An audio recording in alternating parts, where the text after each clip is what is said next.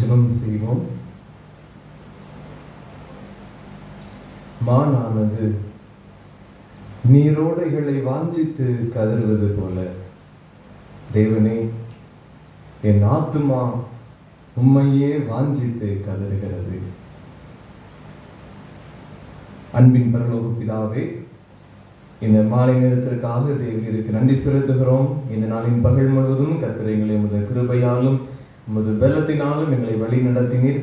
இந்த மாலை நேரத்திலும் உம்முடைய சன்னிதானத்தில் மீண்டுமாய் வந்து உம்மை ஆராதிக்க, உடைய வார்த்தைகளை தியானிக்க தேவன் தந்திருக்கிற இந்த கிருபைக்காக நன்றி செலுத்துகிறோம். இந்த ஆராதனையிலே பரிசுத்த ஆவியானவர் பிரசன்னராக இருப்பீராக. உடைய வார்த்தை எங்கள் மத்தியில் வெளிப்படட்டும். எங்களை நாங்கள் சிந்தித்து பார்க்கவும், உமக்குள் எங்களை பலப்படுத்திக் கொள்ளவும் கர்த்தர் கிருபை செய்து வழி நடத்துவீராக. தடைபெற்றிருக்கிற ஒவ்வொருவரையும் தடைகளை மாற்றி கர்த்தர் கொண்டு வாரும். இயேசுவின் நாமத்தில் ஜெபிக்கிறோம் நல்ல பிதாவே, ஆமென். ஆராதனைக்காகவும் தேவன் நாம மகிமைக்காகவும் நம் யாவரும் எழுந்து நின்று கீதங்களும் கீர்த்தனைகளும் 493வது பாடலை பாடுவோம். விந்தை கிறிஸ்தேசு ராஜா உந்தன் சிலுவை என் மேன்மை. கீதங்களும் கீர்த்தனைகளும் 493வது பாடல். விந்தை கிறிஸ்தேசு ராஜா உந்தன் சிலுவை என் மேன்மை, உந்தன் சிலுவை என் மேன்மை. சுந்தரமிகும் இந்த பூவில் எந்த மேன்மைகள் எனக்கு இருப்பினும், விந்தை கிறிஸ்தேசு ராஜா உந்தன் சிலுவை என் மேன்மை, உந்தன் சிலுவை என் மேன்மை. திரண்ட ஆஸ்தி, உயர்ந்த கல்வி, செல்வாக்குகள் மிக வீருப்பினும், குருசை நோக்கி பார்க்க எனக்கு உரிய பெருமை யாவும் அற்பமே. விந்தை கிறிஸ்தேசு ராஜா உந்தன் சிலுவை என் மேன்மை, உந்தன் சிலுவை என் மேன்மை. குருசே ஆசிக்கெல்லாம் ஊற்றம்பற்றா ஜீவநதியாம், துங்கரத்த ஊற்றில் மூழ்கி தூய்மையடைந்து மேன்மையாகினேன். விந்தை கிறிஸ்தேசு ராஜா உந்தன் சிலுவை என் மேன்மை, உந்தன் சிலுவை என் மேன்மை. சென்னி வீழா கை காணின்று சிந்துததோ துயரோடன்பு, மன்னாயிதை போன்ற காட்சி என்னாலிலுமே எங்கும் காணேன். விந்தை கிறிஸ்தேசு ராஜா உந்தன் சிலுவை என் மேன்மை, உந்தன் சிலுவை என் மேன்மை. இந்த விந்தை அன்பு கீடாய் என்ன காணிக்கை தேடுவேன், எந்த பொருளிடாகும் என்னை முற்றிலும் உமக்களிக்கிறேன். விந்தை கிறிஸ்தேசு ராஜா உந்தன் சிலுவை என் மேன்மை, உந்தன் சிலுவை என் மேன்மை. உங்கள் வஸ்திரங்களை அல்ல, உங்கள் இருதயங்களை கிழித்து உங்கள் தேவனாகிய கர்த்தரிடத்தில் திரும்புங்கள். அவர் இரக்கமும் மன உருக்கமும் நீடிய சாந்தமும் மிகுந்த கிருபையும் உள்ளவர். அவர் தீங்குக்கு மனஸ்தாபப்படுகிறவருமாய் இருக்கிறார். பிரியமான சகோதர சகோதரிகளே, நம்முடைய பரமபிதாவாகிய சர்வ வல்லமையுள்ள தேவனுடைய அளவிலான தயவினாலும் இரக்கத்தினாலும் பாவமன்மை பெறுவதற்காக நாம் செய்த பலவிதமான பாவங்களையும் அக்கிரமங்களையும் அவர் சந்நிதியில் மாயமாய் மறைத்துக் கொள்ளாமல் பணிவும் தாழ்மையும் துக்கமும் கீழ்ப்படிதல் உள்ள இருதயத்தோட அறிக்கையிட வேதவசனம் பற்பல வாக்கியங்களில் நம்மை ஏவுகிறது. நாம் எக்காலத்திலும் தேவனுக்கு முன்பாக நம்முடைய பாவங்களை மனத்தாழ்மையாய் அறிக்கையிட வேண்டுவதும் அன்றி, அவருடைய திருக்கரங்களினாலே நாம் பெற்றுக்கொண்ட மேன்மையான உபகாரங்களுக்காக ஸ்தோத்திரம் செலுத்தவும், மிகவும் சிறந்தவருடைய புகழை பிரஸ்தாபம் பண்ணவும், அவருடைய மகா பரிசுத்த வசனத்தை கேட்கவும், நம்முடைய சரீரத்துக்கும் ஆத்மாவுக்கும் தேவையானவர்களுக்காக வேண்டிக் கொள்ளவும் நாம் கூடி வந்திருக்கிற இத்தருணத்தில் பாவங்களை அறிக்கிடுவது நமது விசேஷித்த கடமையாக இருக்கிறது. ஆகியால் இங்கிருக்கிற நீங்கள் யாவரும் சுத்த இருதயத்தோடும் தாழ்ந்த சத்தத்தோடும் பரம கிருபாசனத்தை அன்றில் என்னுடனே கூட சேர்ந்து நான் சொல்கிற பிரகாரம் சொல்ல உங்களை வேண்டிக் கொள்கிறேன். ஜெபம் பண்ண கிடவும். பொதுவான பாவரிக்கை ஜெபத்தை யாவரும் சேர்ந்து எடுப்போம். சர்வ வல்லமையும் மிகுந்த இரக்கமும் உள்ள பிதாவே, தப்பிப்போன ஆடுகளைப் போல நாம் இப்படி வழிகளை விட்டு வலிமையாக அடைந்து போனோம். எங்கள் இருதயத்தின் யோசனைகளுக்கும் விருப்பங்களுக்கும் நோக்கி நடந்தோம். ஒரு பரிசுத்த கற்பனைகளுக்கு விரோதமாய் குற்றம் செய்தோம். செய்யத்தக்கவைகளை செய்யாமல் செய்யத்தகாதவைகளை செய்து வந்தோம். எங்களுக்கு சுகமே இல்லை. ஆனாலும் ஆண்டவரே, இயேசு கிறிஸ்துவின் மூலமாய் மனிதருக்கு அருளிச்சத வாக்குறுதிகளின்படி நிர்பாக்கியமுள்ள குற்றவாளிகளாகி எங்களுக்கு இறங்கும். தப்பியங்களை அழிக்கிடுகிற எங்கள் மேல் பொறுமையாயிரு. பாவத்திலும் துக்கப்படுகிற எங்களை சீர்படுத்தும். மிகவும் இறக்கமுள்ள பிதாவே, பரிசுத்த நாமத்துக்கும் மகிமை உண்டாகும்படி நாங்கள் இனி தேவபக்தி நீதியும் தெளிந்து புத்தி உள்ளவர்களாய் நடத்துகிற இயேசு கிறிஸ்து நிமித்தம் எங்களுக்கு கிருபை செய்திருந்தோம். ஆமென். தேவனே, எப்பொழுதும் இரக்கம் செய்கிறதும் மன்னிக்கிறதும் உமக்கு சுபாவமும் லட்சணமாய் இருக்கிறதினால் எங்கள் தாழ்மையான விண்ணப்பங்களை ஏற்றுக்கொண்டு எங்கள் பாவங்களாய சங்கிலினாலே நாங்கள் கட்டுண்டவர்கள் ஆயினும் உருக்கமான ஒரு மிகுந்த இரக்கத்தினாலே எங்களை கட்டவிழ்த்து விடுதலையாக்க வேண்டும் என்று எங்கள் மத்தியஸ்தரும் எங்களுக்காக பரிந்து பேசுகிறவரும் ஆகிய இயேசு கிறிஸ்துவுக்கு மகிமை உண்டாக வேண்டிக் கொள்ளுகிறோம். ஆமென்.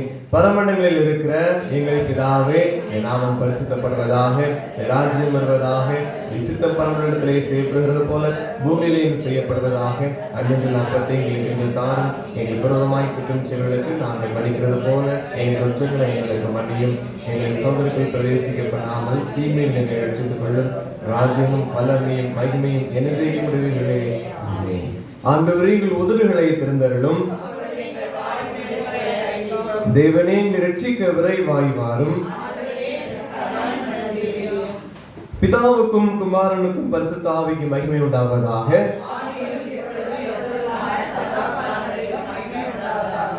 கர்த்தரை துதியுங்கள். முறை முறையாக வாசிக்கும்படியே தெரிந்து கொள்ளப்பட்ட சங்கீதம் 25ஆம் சங்கீதம். சங்கீதம் 25ஐ முறை முறையாக வாசிப்போம். கர்த்தாவே, உம்மிடத்தில் என் ஆத்துமாவை உயர்த்துகிறேன்.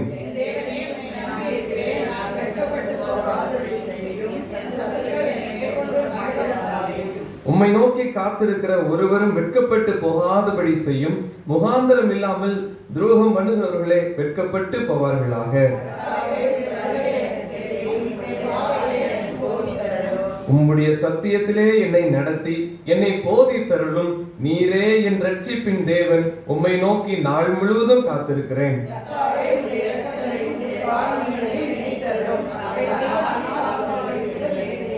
என் இள வயதின் பாவங்களையும் என் மீறுதல்களையும் நினையாதிரும். கர்த்தாவே, உம்முடைய தயவை நிமித்தம் என்னை உமது கிருபையின்படியே நினைத்தருளும்.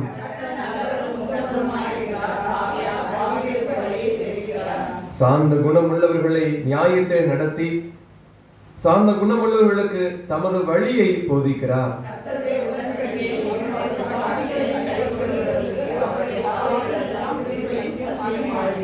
கர்த்தாவே, என் அக்கிரமம் பெரிது. உம்முடைய நாமத்தின் நிமித்தம் அதை மன்னித்தருளும்.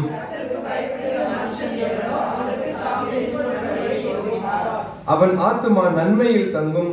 அவன் சந்ததி பூமியை சுதந்தரித்துக் கொள்ளும்.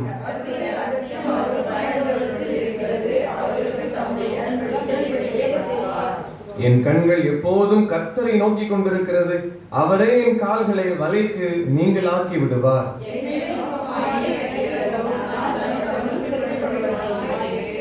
என் இருதயத்தின் வியாகுலங்கள் பெருகி இருக்கிறது. என் இடுக்கண்களுக்கு என்னை நீங்களாக்கிவிடும். என் சத்துருக்களை பாரும். அவர்கள் பெருகி இருந்து உக்கிர பகையாய் என்னை பகைக்கிறார்கள்.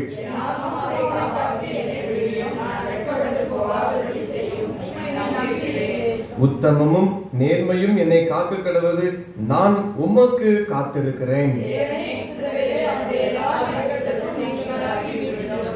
பிதாவுக்கும் குமாரனுக்கும் பரிசுத்த ஆவிக்கும் மகிமை உண்டாவதாக.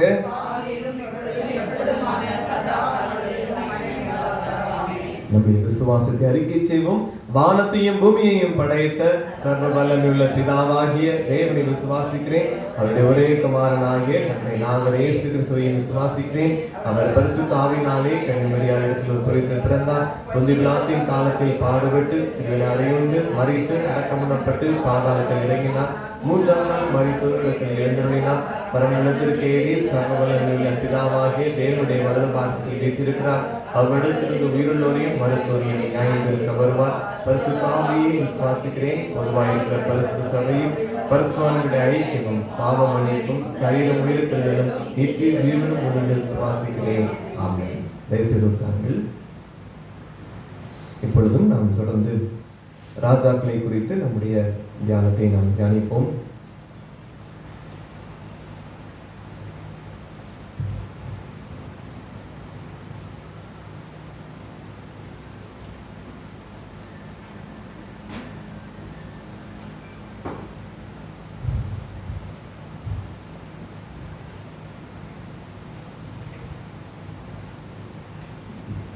ஆண்டவராகிய இயேசு கிறிஸ்துவின் நாமத்தினாலே மீண்டும் உங்களை அன்போடு வாழ்த்துகிறேன். நாம் தொடர்ந்து ராஜாக்களை குறித்து சிந்தித்து வருகிறோம். இந்த நாளிலும் நாம் புதிதாக ஒரு ராஜாவை குறித்து சிந்தனை செய்யலாம் என்று யோசிக்கிறேன். ராஜாவுடைய பெயர் யெரொபெயாம். யெரொபெயாம் ராஜாவை குறித்து நாம் இந்த நாளிலே சிந்திக்கலாம். இவர் சாலமோன் ராஜாவுடைய மகன், யூதாவின் முதல் அரசன். ஏன்னா எருசலேம் தேசம் ரெண்டாக பிரிக்கப்பட்ட பின்பு யூதியா தேசத்தினுடைய முதல் அரசனாக இவர் இருந்தார். இவர் தென் திசை ராஜா என்றும் அழைக்கப்படுகிறார். ஏன்னா வட திசை தென் திசை என்று ரெண்டாக பிரிக்கப்பட்டது. தென் திசையினுடைய ராஜாவாக இவர் இருக்கிறார். இவருடைய கோத்திரம் அம்மோன் கோத்திரம். அம்மோன் ஜாதியை சார்ந்தவர் அல்லது அம்மோன் கோத்திரத்தை சார்ந்தவர் என்று பொருள். இவருடைய தாய் பெயர் நாமால். நம்ம ஏற்கனவே சாலமோனுடைய மனைவி பெயர் பார்க்கும்போது பார்த்துருக்கோம். அது இருப்பிடம் 1 ராஜாக்கள் 14ஆம் அதிகாரம் 31வது வசனத்தில் இருக்கு. இவர் பேர் நாமால். 41வது வயசுல ரெகொபெயாம் அரசராக 17 வருடம் ராஜ்யபாரம் பண்ணினார். 41வது வயசுல ராஜாவாக மாறினார். 17 வருடம் ராஜ்யபாரம் பண்ணினார். இவருடைய காலத்தில் பார்த்தீங்கன்னு சொன்னாக்கி இவர் சாலமோன் மரித்த பின்பு சீகேமுக்கு இவரை ராஜாவாக்குவதற்கு ஜனங்கள்லாம் வராங்க. அவரோடு சேர்ந்து இவரும் என்ன செய்றாரு, ராஜாவாக மாறுவதற்காக அங்கே வருகிறார். 1 ராஜாக்கள் 12ஆம் அதிகாரம் 1வது வசனத்தில் பார்த்தீங்கன்னா அங்கே இருக்கும். இப்போ இவர் என்ன செய்றாரு, சீகேமுக்கு வரார். அங்கே எல்லாரும் இவரை ராஜாவாக்குறதுக்கு இருக்கிறாங்க. அந்த நேரத்தில் தான் அந்த யெரொபெயாம் அங்கே வராரு. நிமித்தம் 2 பேருக்கு இடையில வாக்குவாதங்கள் ஏற்படுது. வாக்குவாதங்கள் ஏற்பட்டு தான் தேசம் 2ஆக பிரிகிறது. இது 1 ராஜாக்கள் 12ஆம் அதிகாரம் 14வது வசனத்திலையும் 2 நாளாகமும் 10ஆம் அதிகாரம் 1வது வசனம் முதல் இந்த செய்திகளை நம்ம பார்க்கலாம். அப்போ இங்கே நம்ம ஏற்கனவே அறிந்தபடி அவர் யெரொபெயாம் அவர்கிட்ட கேட்குறாரு, உங்கள் தகப்பன் எங்களை என்ன செஞ்ச ரொம்ப கடுமையாக நடத்தினாரு, அதனால நீங்கள் எங்களை கொஞ்சம் லகுவாக்கும், ஏற்கனவே பார்த்துருக்கோம் அப்படின்னு சொல்லி கேட்கும்போது அவர் ஒத்துக்கிடாதனால தேசம் பிரிக்கப்பட்டு யூதா வம்சமும் யூதாவினுடைய அந்த கோத்திரமும் அடுத்த பென்யமின் கோத்திரமும் இவர் வசமாகின்றது. மற்ற 10 கோத்திரங்களும் யெரொபெயாம் வசமாக மாறிவிடுகிறது. இப்போ என்ன பண்ணுறாரு, இவருக்கு அது கொஞ்சம் கோபம். ஏன்னா இவர் முழு சமஸ்த இஸ்ரவேலை ஆண்ட வேண்டும் என்று நினைத்தவர். இப்போ கோத்திரம் 2ஆக ஆண்டவர் சொன்னதுபடியே கோத்திரம் 2ஆக பிரிஞ்சிருச்சு. ஆனால் இவருக்கு ஆத்திரம் அடங்கலை. அதனால என்ன பண்றாரு, ஒரு பகுதி விசாரிப்புக்காரனான அதோராமை அனுப்பி வைக்கிறார். இது எங்க இருக்குன்னா 1 ராஜாக்கள் 12ஆம் அதிகாரம் 18வது வசனத்துல இருக்கு பாருங்க. 1 ராஜாக்கள் 12ஆம் அதிகாரம் 18வது வசனம். ராஜாவாகிய ரெகொபெயாம் பகுதி விசாரிப்புக்காரனாகிய அதோராமை அனுப்பினான். இஸ்ரவேலர் எல்லாரும் அவனை கல்லெறிந்து கொண்டார்கள். இஸ்ரவேல் எல்லாரும் அவனை கல்லெறிந்து கொண்டு விடுகிறார்கள். இவர் சும்மா இருக்கல, நிறைய சண்டை போட்டுக்கிட்டே இருக்கார். 2 பேருக்கு இடையில இங்கே பைபிளில் பார்த்தீங்கன்னு சொன்னாக்கி ரெகோபயாமுக்கு எரோபயாமுக்கு இடையில யுத்தம் நடந்துக்கிட்டே தான் இருக்கும். அப்போ ஒரு ஆளை அனுப்பி வச்சு பார்த்தாரு, அவங்கள கல் இருந்து கொண்டாங்க. உடனே இவர் குதிரையில் ஏறி நேரு எருசலேமுக்கு ஓடி போயிடுவார். திருப்பி இருக்கல சும்மா இருக்கல, அடுத்தார்கள் எப்படியாவது இந்த தேசத்தை பிடித்து விட வேண்டும் என்பதற்காக என்ன பண்றாரு, ஒரு 1,80,000 யுத்த வீரர்களை திரட்டுறார். யூதா கோத்திரத்தில் இருந்தும் பென்யமீன் கோத்திரத்தில் இருந்தும் ஒரு 1,80,000 யுத்த வீரர்களை திரட்டுகிறார். இது 1 ராஜாக்கள் 12ஆம் அதிகாரம் 22 24 அந்த வசனங்கள்ல இருக்கும். வாசிக்காண்டா என்ன நடக்கு அப்படின்னா, இவங்களெல்லாம் கூட்டுட்டு யுத்தத்துக்கு தயாராகிறாரு. அப்ப ஆண்டவர் மூலமாக சேமாயா தீர்க்கதரிசியின் மூலமாக ஆண்டவர் இவங்களோட பேசுறாரு. நீ என்ன செய்யக்கூடாது, யுத்தத்துக்கு போகக்கூடாது, அவங்களும் உங்க சகோதரர்கள் தான், அதனால நீங்க போகக்கூடாதுன்னு ஆண்டவர் என்ன செய்றாரு, இந்த தீர்க்கதரிசியின் மூலமாக அந்த யூத பென்யமீன் கோத்திரத்து ஜனங்களையும் இந்த ரெகோபயாமையும் ஆண்டவர் எச்சரிக்கிறார். அது நிமித்தமாக மக்கள் என்ன செய்யல, அங்க யுத்தத்துக்கு போகாம அப்படியே தங்கள் தங்கள் இடங்களுக்கு இவர்கள்லாம் திரும்பி போயிடுறாங்க. இது ஆண்டவருடைய அவர் சொல்றாரு, ரெண்டுமே நம்ம ஜனங்கள் தான், உங்க சகோதரர்கள் அங்கேயும் இருக்காங்க அப்படின்னு சொல்லி சொல்றாங்க. ஏன்னா இந்த யூதா தேசத்துலையும் சில இஸ்ரவேலர்கள் இங்க இருந்தாங்க.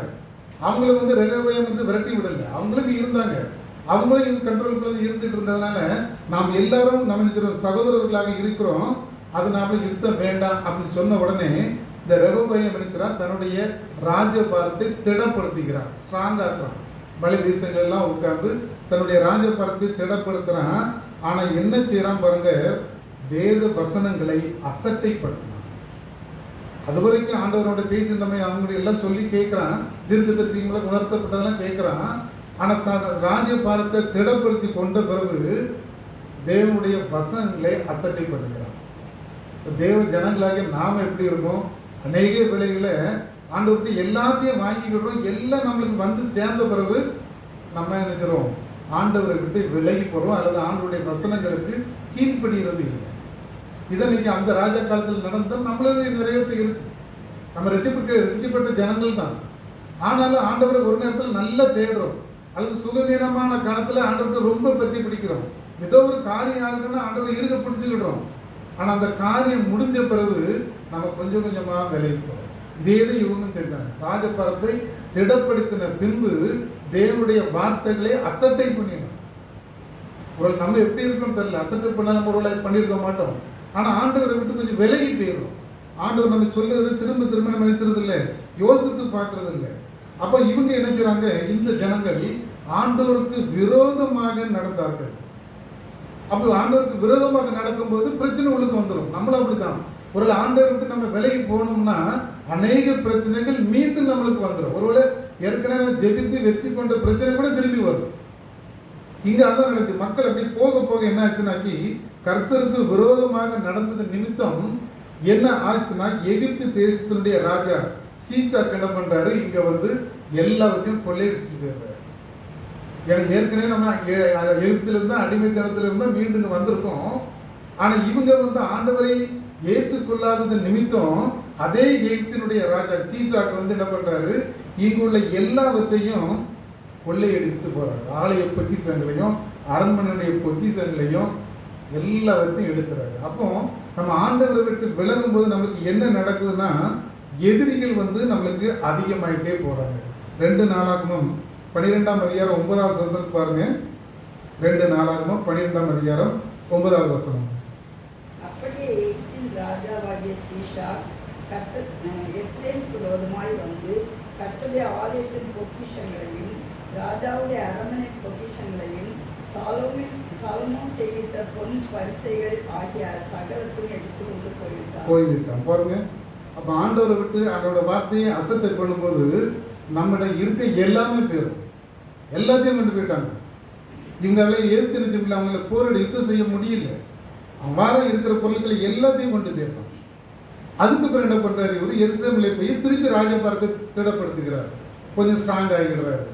ஆனாலும் அவருக்கு சோதனைகள். 2 நாளாகமம் 11ஆம் அதிகாரம் 18 முதல் 23 வசனங்களை நீங்க பார்த்தீங்கன்னா இருக்கும். இவர் மீண்டும் நினைச்சாரு தன்னுடைய 11 5ஆம் வசனத்துல பாருங்க. எருசலேமில் வாசமாயிருந்து யூதாவிலே அரணான பட்டணங்களை கட்டினார். போதும். அந்த 13ஆம் வசனத்து வரை நீங்க பார்த்தீங்கன்னா எந்தெந்த இடங்கள்லாம் இவர் குறிச்சுக்கிட்டாரு, ஸ்ட்ராங் ஆகிக்கிட்டாருன்னு சொல்லிட்டு இருக்கும். அநேக இடங்களை என்ன செய்றாரு, தனக்கு சாதகமாக அல்லது தன்னுடைய கண்ட்ரோலுக்குள்ள கொண்டு வந்துடுறாரு. ஆனால் இவர் பார்த்தீங்கன்னா தன்னுடைய தகப்பன் போலவே அநேக மனைவிகளையும் மறுமனையாட்டிகளையும் கொண்டிருந்தார். 2 நாளாகவும் 11ஆம் அதிகாரம் 18லேருந்து 23 வசனங்கள்ல இது இருக்கும். குறிப்பாக 21வது வசனத்தில் பார்த்தீங்கன்னா 21வது வசனத்தை வாசிங்க. ரெகொபெயாம் தன்னுடைய மனைவிகள் மறுமனையாட்டிகள் எல்லாரிலும் அப்சலோமின் குமாரத்தியாகிய மாகாளை சிநேகித்தான். மாகாளை ரொம்ப சிநேகிக்க. அப்சலோமுடைய மகள் தான் அவனுக்கு ரொம்ப பிரியமான மகள். அதுக்கு அடுத்ததுல பாருங்க, அவனுக்கு 18 மனைவிகள், 60 மறுமனையாட்டிகள், 28 குமாரர், 60 குமாரத்திகள். கிட்டத்தட்ட அவரை மாதிரி இவரும் பண்றார். தன்னுடைய தகப்பன் எவ்வழியில போனாரோ அதே வழியில தான் இந்த ரெகொபெயாமும் போறாரு. நம்ம ஏற்கனவே அவருக்கு பார்த்தோம் 700 மனைவிகளும் 300 மறுமனையாட்டிகளும் பார்த்தோம். அதே போலதான் இவரும். அப்ப ஆண்டவருடைய சம்பத்தை விட்டு கொஞ்சம் கொஞ்சமா இவர் விலகி போகிறாரு. அப்ப இவரும் பார்த்தீங்கன்னா அப்படி போய் தான் கடைசியில் நினைச்சாரு, மரித்து தாவீதுடைய நகரத்திலே அடக்கம் பண்ணப்படுறாரு. அப்ப இந்த யெரொபெயாமை பொறுத்த மட்டும் நம்ம பார்த்தோம்னு சொன்னாக்கி, இவனுக்கு மகன் வந்து அபியான்னு ஒரு மகன் இருந்தான். அவனை தான் அவர் ராஜாவாக்குறார். 2 நாளாகவும் 12ஆம் அதிகாரம் 16வது வசனத்தில் அவருக்கு பின்பு தன்னுடைய மகன் அபியாவே நினைச்சான் இவர் வந்து ராஜாவாக்கிறார். அப்போ பார்த்தீங்கன்னு சொன்னாக்கி இவருடைய 17 வருட ஆண்டு காலத்துல இவர் யுத்தம் செய்தது தான் அதிகமாக இருக்கும். ஏன்னா இவருடைய கோத்திரத்துல வந்து ஜனங்கள் வந்து அல்லாளப்படுறாங்க, அன்னைக்கும் போறாங்க. ஏன்னா இவன் தென் தேசத்தினுடைய ராஜா, இவனுக்கு தலைநகர் எருசலேம். அவங்களுக்கு வந்து யெரொபெயாமுக்கு வடதிசை ராஜா, அவன் சீகேமை தலைநகராக கொண்டிருந்தான். பிற்காலத்தில் வந்து சமாரியா தேசம் வந்து அதனுடைய தலைநகராக மாறிவிட்டது. இதை நம்ம பார்க்கலாம், 1 ராஜாக்கள்ல பார்க்கலாம். அதே போல பார்த்தீங்கன்னு சொன்னாக்கி இந்த ரெகொபெயாமை பற்றி நாம் நன்றாக அறிந்து கொள்ள வேண்டும் என்றால் 1 ராஜாக்கள் 12ஆம் அதிகாரத்திலிருந்து 14ஆம் அதிகாரம் வரை எல்லா செய்திகளும் இருக்கும். அதே போல 2 நாளாகமும் 10ஆம் அதிகாரத்திலிருந்து 12ஆம் அதிகாரம் பாருங்க, 2 மேட்டருமே கிட்டத்தட்ட ஒன்னா தான் இருக்கும். அங்க இருக்கிற செய்தி இங்க இருக்கிற செய்தியும் மோரல் சேம், ஒரே மாதிரியா தான் இருக்கும். இந்த ரெகொபெயாமை பற்றி சொல்லப்பட்டிருக்கிறது. இவருடைய மனைவி பெயர் வந்து மாகாள். இவள் மாகாள் ஏற்கனவே நம்ம சொல்லியிருக்கோம். இவள் அப்சலோமினுடைய மகள். இவருடைய காலம் வந்து கிமு 931 913 வரை கிட்டத்தட்ட 17 வருடங்கள் ஆட்சி செய்தார். கிமு 931 கிமு 913 வரை. அதற்கு பிறகு இவர் இவருடைய பிறப்பு வந்து கிமு 972, கிறிஸ்து பிறப்பதற்கு முன் 972வது வருடத்திலே இவர் பிறக்கிறார். இவர் இறந்த வருடம் கிமு 913. இவர் ஆட்சி முடியும் போதே இறந்து போறார். கிட்டத்தட்ட 59வது வயதிலேயே இந்த ரெகொபெயாம் வந்து இறந்து போறாரு. அப்போ பார்த்தீங்கன்னு சொன்னாக்கி இவருடைய நாம் இதெல்லாம் வசனங்களில் இவருடைய வார்த்தமானங்களை நம்ம பார்க்கும்போது 59வது வயதில் மறிக்கப்பட்டு தாவீதுடைய நகரத்திலே கொண்டு இவரை அடக்கம் செய்கிறார்கள். இவருடைய காரியங்களை நாம் பற்றி பார்க்கும்போது சில காரியங்கள் பிடித்ததாகவும் இருக்கும், சில காரியங்கள் பிடிக்காது. ஏன்னா ஆண்டவருக்கு விரோதமாக இருந்தனால இவர் செய்கிற நிகழ்ச்சிகள் எல்லாமே விரோதமாக தான் இருக்கும். முதலாவது ஒரு காரியத்தை பார்த்தா இவர் வந்து இந்த ரெகொபெயாம் இடம் யெரொபெயாம் வர்றது முதல் நிகழ்ச்சி. இவர் ராஜாவாகும் போது இவர்கிட்ட வந்து கேட்கிறார், நம்ம ஏற்கனவே இதை பார்த்துருக்கோம், உங்க தகப்பன் எங்களை என்ன செஞ்சாரு, ரொம்ப பாரமாக நடத்தினாரு, அதனால நீங்க என்ன செஞ்சீங்க, எங்களுக்கு லகுவாக்கி கொடுத்தீங்கன்னா நாங்கள் எல்லாருமே உங்களை சேமிப்போம் என்று யெரொபெயாம் தலைமையில வந்து கேட்கிறாங்க. அதுக்கு அவர் உடனே பதில் சொல்லல. 3 நாள் கழிச்சு வாங்கிட்டு சொல்லிட்டு தான் முதியோர்கிட்டையும் ஆலோசனை கேட்கிறாரு, வாலிபர்கள்ட்டையும் ஆலோசனை கேட்கிறாரு. அப்ப இந்த ரெகொபெயாமிட்ட வந்து தன்னுடைய ஆட்சி, அதாவது சமஸ்த இஸ்ரவேல் பிரிந்து விடக்கூடாது என்பதற்காக தான் பேசி பார்க்கிறாரு. ஆனா இவர் சரியான பதில் சொல்லாததன் காரணமாக தான் என்ன ஆகி போச்சு, தேசம் 2ஆக பிரிந்தது. எருசலேம்ல இருந்து கிட்டத்தட்ட வடக்கு பக்கமாக 40 மைல் போனா அங்க வந்துதான் சீகேம் இருக்கு. இந்த சீகேம்ல தான் அவருக்கு அரசாட்சி ராஜாவாக மாறின இடம் அங்கதான். இது ராஜாக்கள் 12ஆம் அதிகாரம் 3 முதல் 5 வசனங்களை வரை நம்ம பார்க்கலாம். அப்ப ரெகொபெயாமிட்ட வந்து இந்த யெரொபெயாம் வந்து சொல்றாரு, ஜனங்களுடைய கஷ்டத்தை சொல்றாரு. ஆனால் அவர் அதே நிச்சயில் புரிந்து கொள்ளவில்லை. தனக்கு ராஜ்யபாரம் வந்தோடனே அதில் தான் அவர் குறியாக இருக்கிறார் தவிர ஜனங்களை பற்றி எந்த ஒரு விதமான எண்ணமும் அவருக்கு இல்லை. இரண்டாவதாக பார்த்தீங்கன்னு சொன்னாக்கி இந்த ரெகோபெயாம் முதியோரின் ஆலோசனையை ஏற்றுக்கொள்ளவில்லை அல்லது தள்ளிவிட்டார். 1 ராஜாக்கள் 12ஆம் அதிகாரம் 6வது வசனத்திலிருந்து 8வது வசனத்தில் பார்த்தீங்கன்னா இருக்கும், முதியோர்கிட்ட போய் ஐடியா கேட்குறான். முதியோர்கள் சொல்கிறாங்க, சாலமன் ராஜா வந்து கடினமாக தான் வழி நடத்துறது உண்மைதான், நீங்கள் அப்படி நடத்தாதுங்க, அவங்களுக்கு என்ன செய்ய சுமைகளை கொஞ்சம் லகுவாக்கி கொடுங்க, அவர்கள் உங்களை விட்டு பிரிந்து போக மாட்டார்கள் சொல்கிறாங்க. ஆனால் பாருங்க 13வது வசனத்தை வாசிங்க. 1 சாமுவேல் 12:13. ராஜா முதியோர் தனக்கு சொன்ன ஆலோசனையை தள்ளிவிட்டு வாலிபருடைய ஆலோசனையின்படியே அவர்களோட பேசி போதும். இங்க என்ன நடக்குது? முதியோருடைய ஆலோசனையை தள்ளி விடுகிறார். 8வது வசனத்துல அதே இருக்கும். அதே 12ஆம் அதிகாரம் 8வது வசனத்தை வாசித்தாலும் அங்கேயும் தான் இருக்கும். முதியோருடைய ஆலோசனை செவிசாய்க்கவில்லை. ஏன்னா இதெல்லாம் இந்த பெரியவர்கள் எல்லாமே சாலமுடைய காலத்தில் அவரோடு இருந்தவர்கள். அப்ப அவருடைய வார்த்தை இவன் கேட்டிருக்கலாம். ஆனா இவன் ஆண்டவரை விட்டு வழி தப்பி போனதுனால அந்த வார்த்தைகளை கேட்பதற்கு இவனுக்கு மனதில்லாமல் போய்விட்டது. 3வது பார்த்தீங்கன்னா எரோபெயாமுக்கு 3வது எரோபெயாம் மற்ற ஜனங்கள் இவனை விட்டு பிரிந்து போகிறாங்க. ஆலோசனைகள் 3 நாள் கழிச்சுலாம் திரும்பி வராங்க. வந்த உடனே சேம் இந்த ரெகோபெயாம் சொல்றாரு, நான் என்னுடைய தகப்பன் உங்களுக்கு பாரத்தை கொடுத்தாருன்னா அதிகமான பாரத்தை கொடுப்பேன்னு சொல்றோம். அவர் உங்களை சவுக்குகளினால் உங்களை அடித்தா நான் உங்களை தேள்களினால் கொட்டு வைக்கிறேன். அப்போ மக்கள் என்ன பண்றாங்க? இந்த எரோபெயாம் தலைமையில் வந்த மக்கள் இவருடைய வார்த்தைக்கு செவி சாய்க்காமல் எல்லாருமே தங்கள் தங்கள் இடத்திற்கு போய்விட்டார்கள். 1 ராஜாக்கள்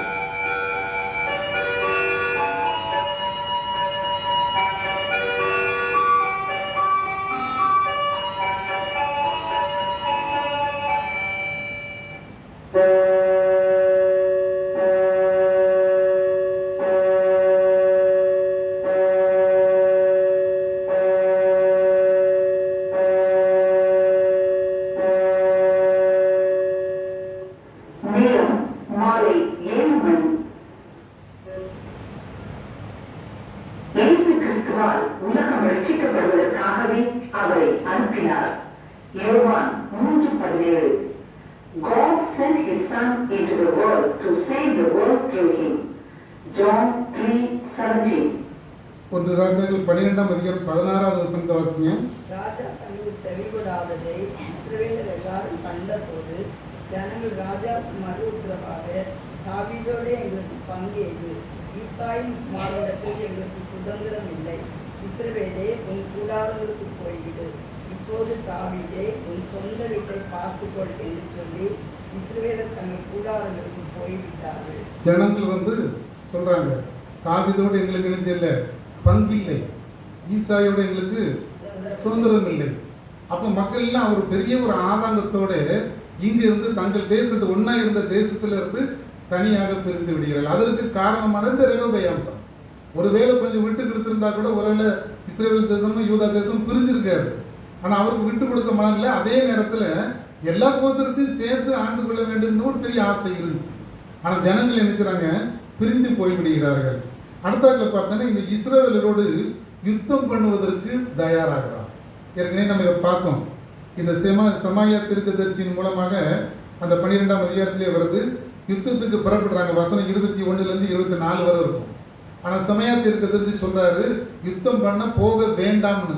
இந்த இடத்துல நான் கேட்டுக்கிட்டாங்க ஜனங்க, போக வேண்டாம், அது எல்லாம் நம்ம சகோதரர்கள் தான், அவங்ககிட்ட போய் நீங்க என்ன செய்யாதுங்க, யுத்தம் பண்ணாதுங்க அப்படின்னு சொல்லி கர்த்தரால் எச்சரிக்கப்பட்டு ஜனங்கள் எல்லாம் தங்களுடைய இடத்திற்கு திரும்பி போயிட்டாங்க. ஆனா இவனுக்கு ஆசை, எப்படியாவது போய் சொன்னோம் அவளை வரையும் நம்ம யுத்தத்தில் வெற்றி பெற்று விட்டால் சமஸ்த அந்த இஸ்ரேல் தேசமே நம்ம கைக்குள்ள வந்துடும் நினைச்சான். அதுக்காக 1,80,000 யுத்த வீரர்களோடு புறப்பட்டான். ஜனங்கள் எல்லாம் போயிட்டாங்க.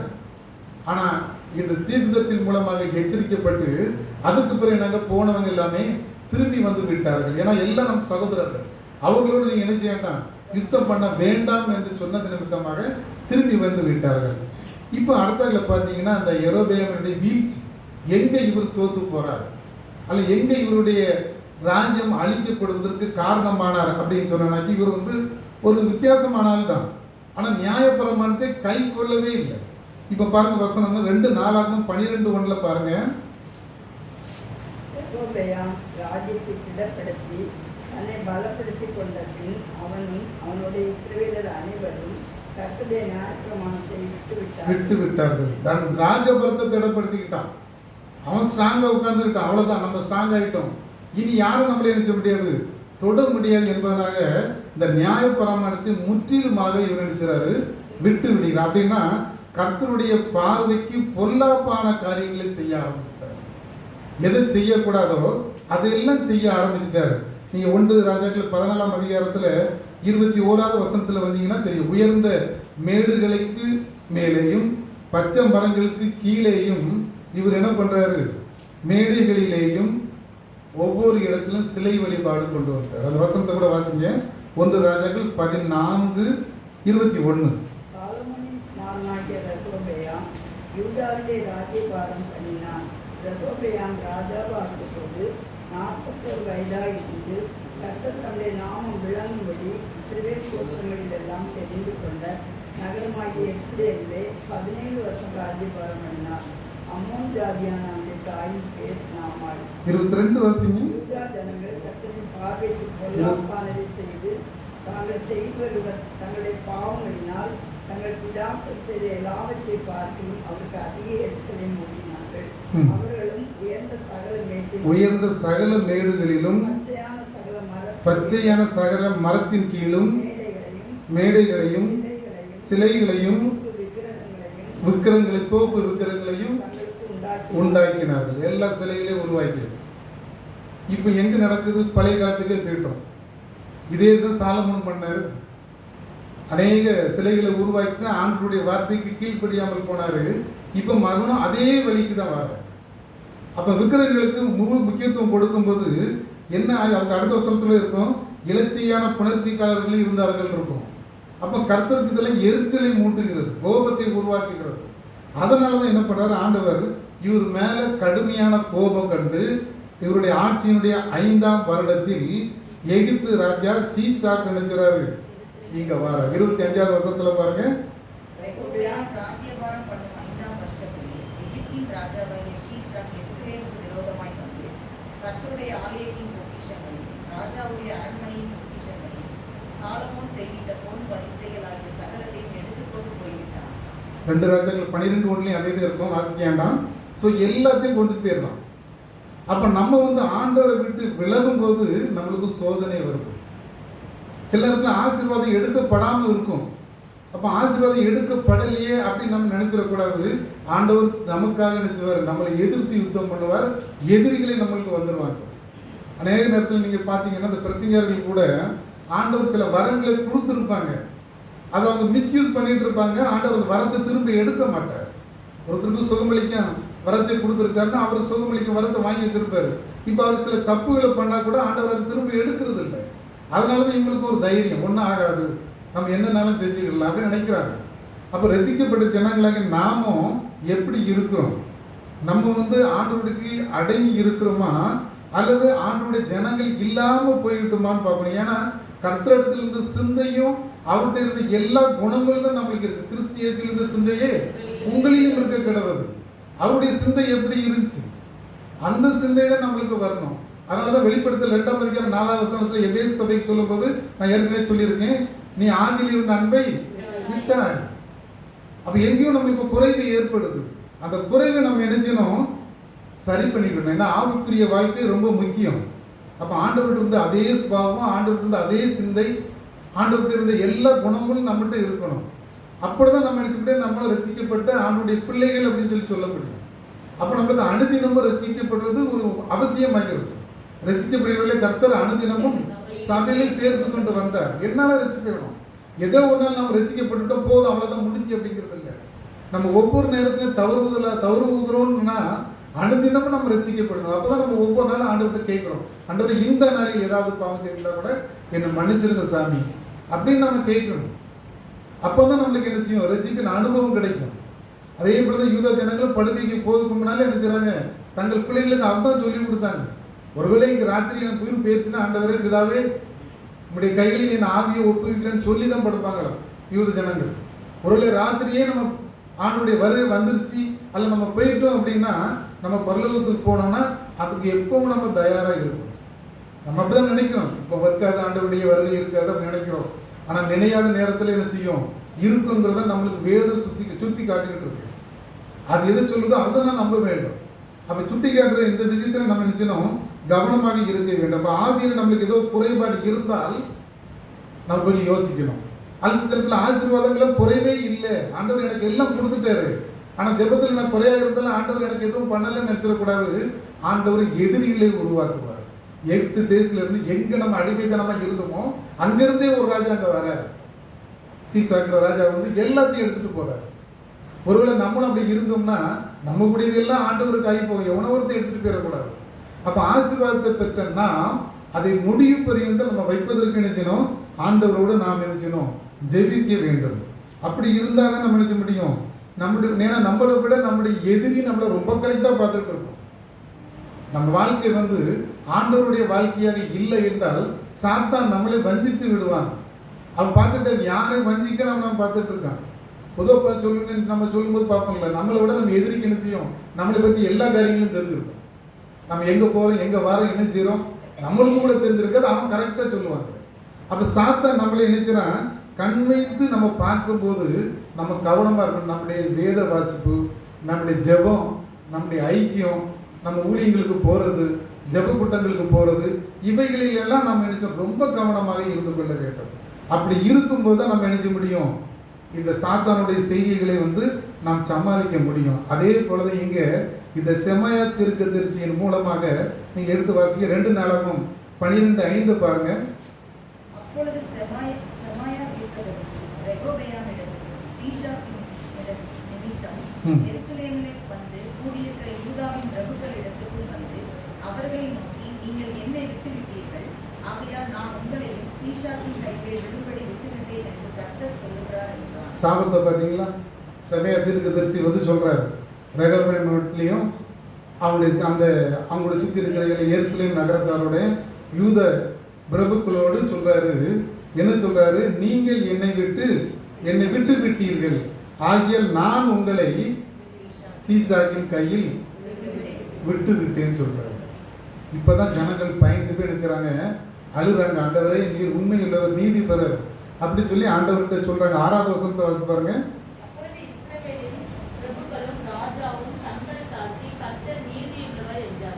கர்த்தர் நீதி உள்ளவர் என்று தங்களை தாழ்த்துகிறார்கள். இப்போ ஆண்டவருடைய எரிச்சல் ஜனங்கள் மேலே வந்துருச்சு. அவ்வளோதான், எல்லாரும் சங்கரிக்க போறான்னு பயந்துட்டாங்க மக்கள். அது நிமித்தமாக தங்களை தாழ்த்தி ஆண்டவர்கிட்ட போராடுறாங்க.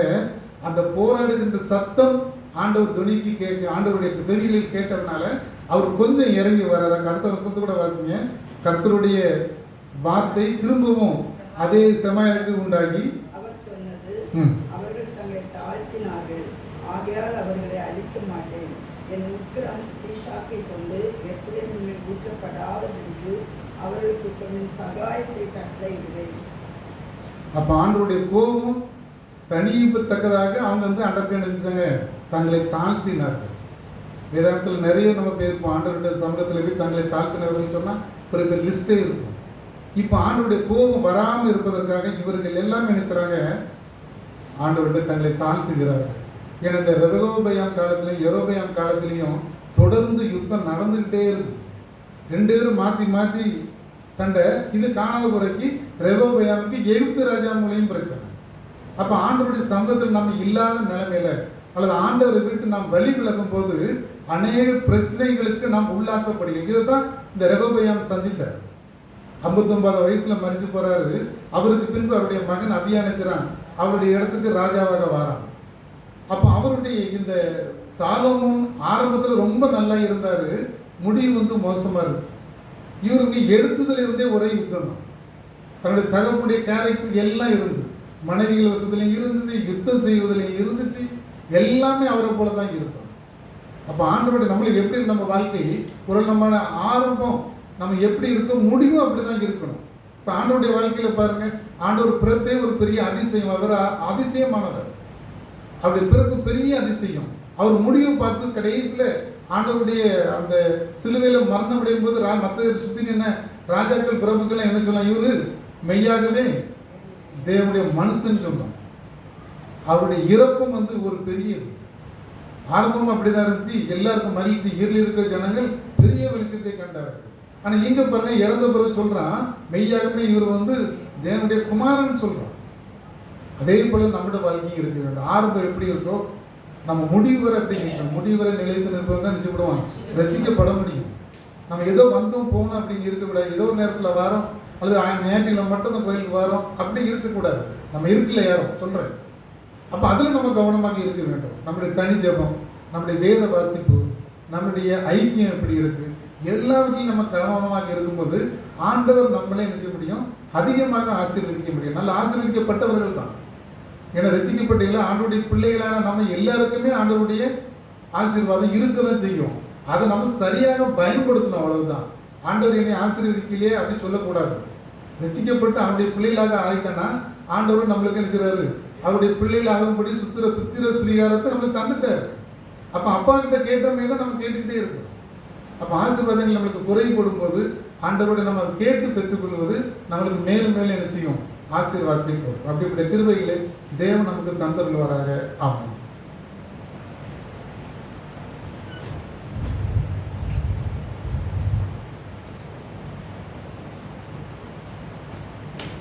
ஜெபம் செய்வோம்.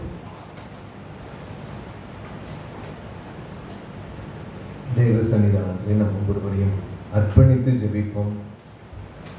ஆண்டவரே, தொடர்ந்து உமது கிருபையில் நாங்கள் பலப்படுவதற்கும், தொடர்ந்து எங்கள் வாழ்வு உமக்கு முன்பதாக, எங்கள் வழிகள் உமக்கு முன்பதாக செம்மையாய் இருக்கவும் கர்த்தர் எங்களை போதித்து வழி நடத்தும் என்று ஒவ்வொருவரும் அர்ப்பணிப்போம். ஆண்டவரே, உமக்கு பிரியமானதை செய்ய கர்த்தர் எங்கள் ஒவ்வொருவரையும் போதித்து வழி நடத்துவீராக. இந்த ராஜாவினுடைய அனுபவங்கள், சென்ற பாதைகள், வாழ்வின் ஆண்டவரே ஒவ்வொரு ஓட்டத்தையும் நாங்கள் திரும்பி பார்க்கிறதற்கு தேவனுக்கு கிருபை செய்து அதை பார்க்கிறபடி ஆண்டவரே நாங்கள் பின்னானவற்றை, எல்லா உலகத்தின் ஆசைகள், உலகத்தின் போக்கு, இவைகளிலே நாங்கள் ஓடாமல் கர்த்தருக்கு பிரியமானதை செய்வதற்கு தேவன் உதவி செய்யும் என்று கேட்போம். அர்ப்பணித்த ஆண்டவரே, எங்களையும் எங்கள் குடும்பங்களையும் தேவரீர் உமக்கு உகந்ததாய் மாற்றி வழி நடத்துவீராக.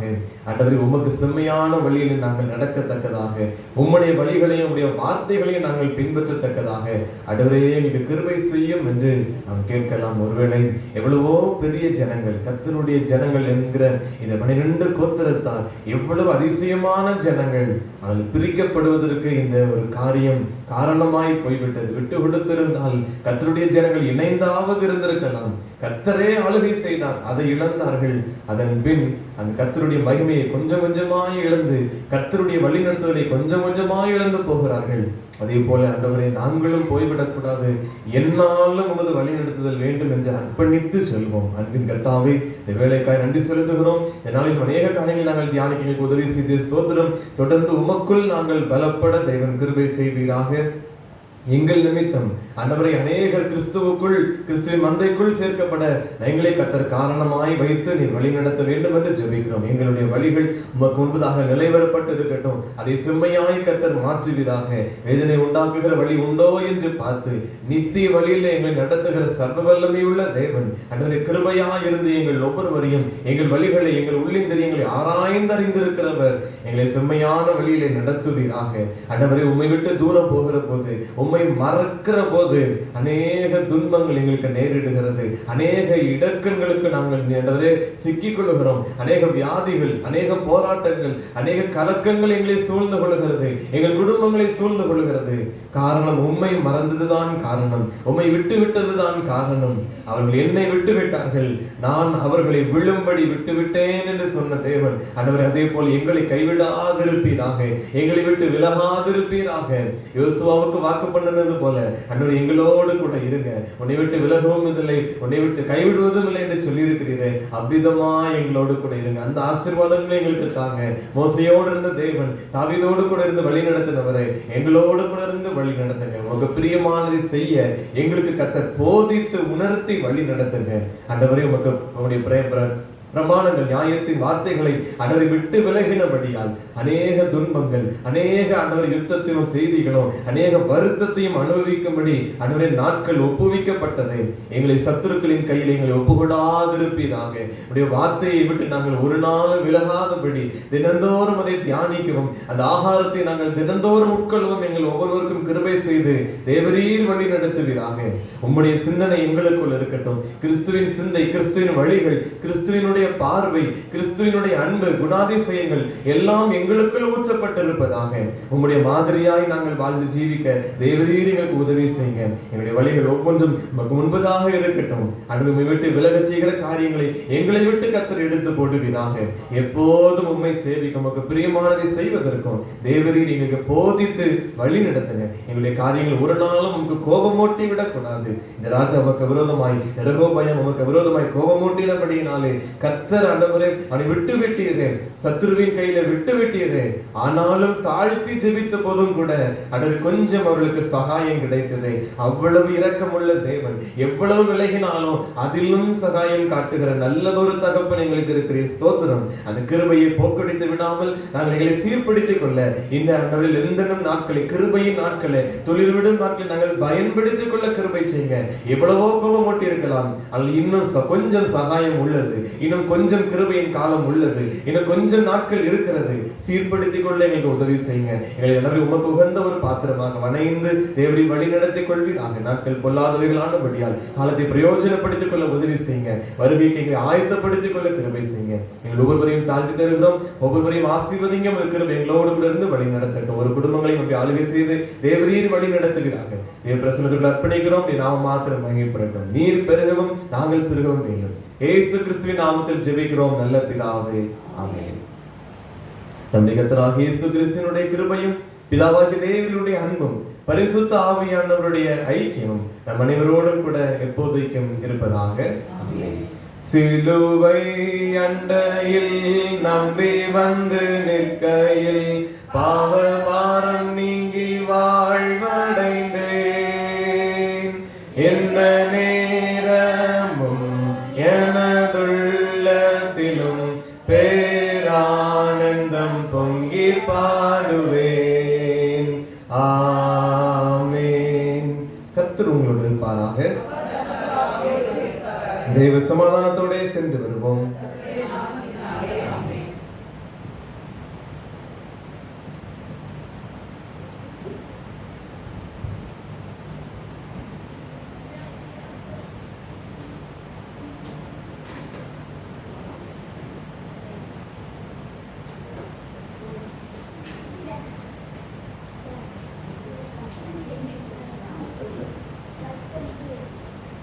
When you